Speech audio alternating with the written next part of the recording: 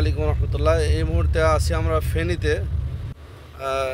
আমাদের ভারতের মুর্শিদাবাদ থেকে আগত শাইখ শামীম আখতার হাক্কানি এবং তার সফর সঙ্গীরা এবং আমাদের ফেনী জেলার যুব সংঘের সভাপতি ইমরান গাজী ভাই, উনি আমাদেরকে সফর সঙ্গী হিসেবে এবং বিভিন্ন এলাকা ঘুরে ঘুরে যে সমস্ত এলাকায় বন্যা ক্ষতিগ্রস্ত হয়েছে, যাদের বাড়িঘর ভেঙে গেছে, ওই সমস্ত বাড়িঘরগুলিতে কিছু সহযোগিতা করার জন্য ভাইরা এসেছেন। বাংলাদেশি বন্যার্থদের জন্য পুনর্বাসন কর্মসূচি 2024 সৌজন্যে দারুন নাজাত ইনস্টিটিউট ফর গার্লস ও সালেডাঙ্গা গ্রামবাসীবৃন্দ, মুর্শিদাবাদ, পশ্চিমবঙ্গ, ভারত। আল্লাহ রাব্বুল আলামিন তাদের প্রচেষ্টাকে কবুল করুন, আল্লাহুম্মা আমিন। ভাইয়েরা উদ্যোগ নিয়েছেন যে 100 পরিবারকে সহযোগিতা করবেন ইনশাআল্লাহ।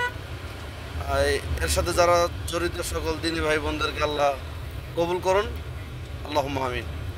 তাদের ন্যাক মকসদকে আল্লাহ পুরা করে দিন, আল্লাহুম্মা আমিন।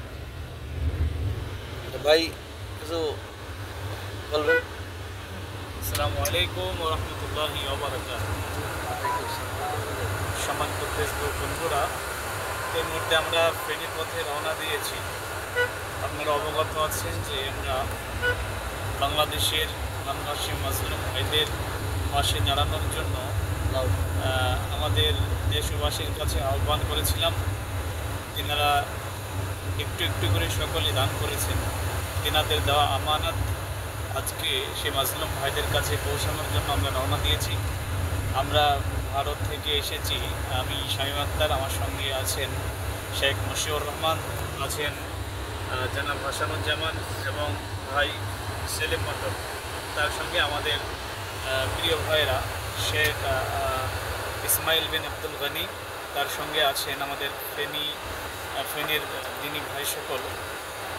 আমরা সবাই মিলে যাচ্ছি ইনশাআল্লাহ। আমরা আমাদেরকে দেওয়া আমানতগুলো তাদের কাছে পৌঁছে দেওয়ার জন্য আপনারা সকলে আমাদের জন্য দোয়া করুন। শুকরিয়া, জাযাকাল্লাহ।